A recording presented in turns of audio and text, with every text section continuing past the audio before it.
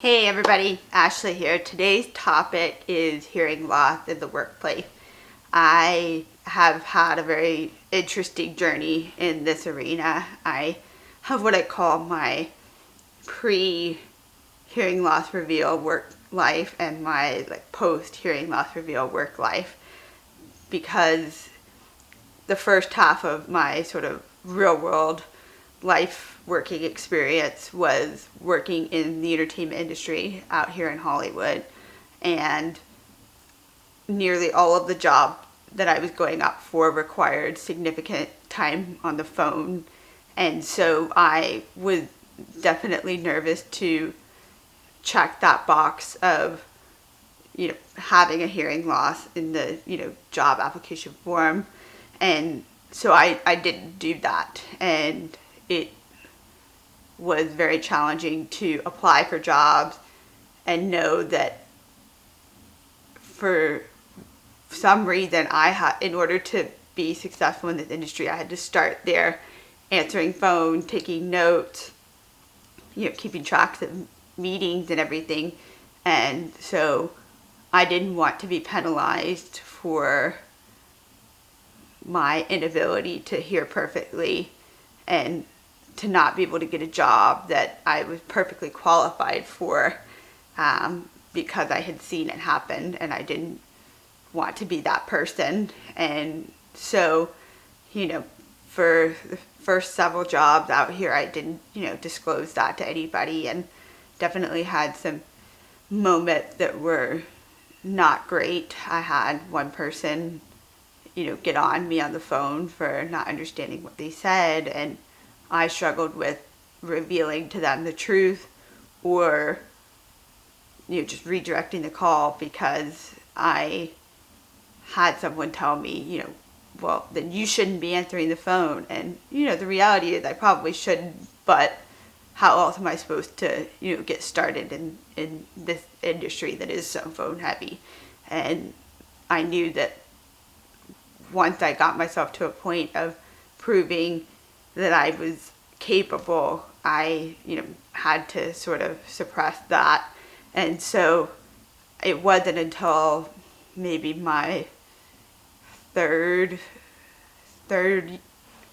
or so year out here in LA that I actually, disclosed that. And I had been at the company for about a year and a half and had been answering phones, but at that point I'd gotten really good at, making note of the names that came through on the caller ID, using speakerphone, and researching and really, being aware of the types of calls that might come in. And at this company, it was consistently the same people that we were working with over and over. So once I got a hang of who those people were, it became a lot easier to know the direction of what the conversation might be, and less surprises or less possibility for misunderstanding. And that ended up actually being one of the best things for me, because I learned to trigger another component, another way of doing things rather than just the most literal platform.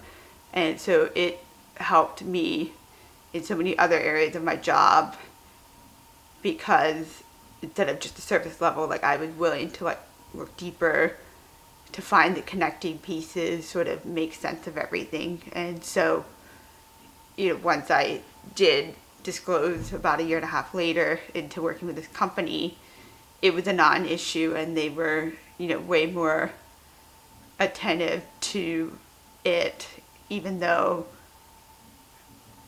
they never felt like I was problematic. And so that sort of reassurance was very nice. And I think they also were willing to point out, why I was able to perform so well on X, Y, and Z. And I think, a lot of that did tie into my hearing loss. And so it was definitely a personal relief to be able to reveal that in the workspace, because I didn't want to be just a statistic. I didn't want to be another quota at a company, because I fit that disabilities box.